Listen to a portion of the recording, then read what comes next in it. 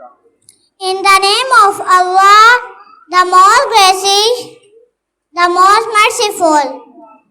All the praises are due to Allah, and may Allah exalt the mention of the Prophet Muhammad, his household, and all of his companions. Respected chief guests and teachers, Assalamu alaikum wa rahmatullahi wa barakatuh. I am Antisha, and the topic of my today's speech is the War of September.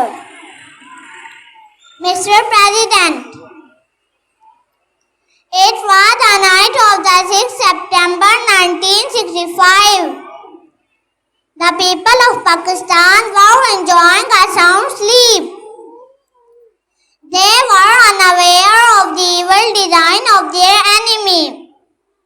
At that night, the Indian forces took advantage of the darkness and marched upon Pakistan, secretly like thieves.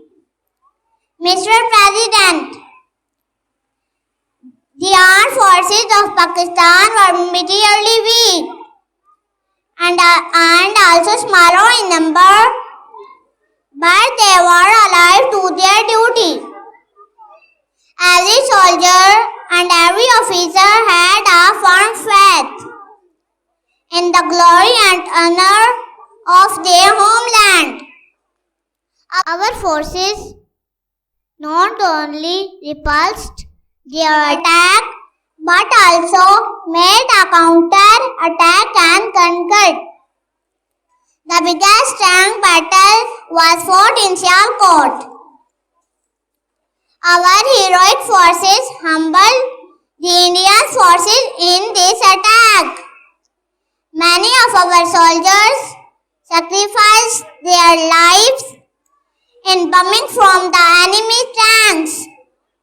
History fails to show an example of such heroism. Mr. President, the victories of our forces are a matter of greatest pride for us. All the three Indian forces suffered crushing defeats on all fronts. The Indian government rushed on the UNO for ceasefire. Our armed forces have revived the glorious traditions of the Muslim Mujahids.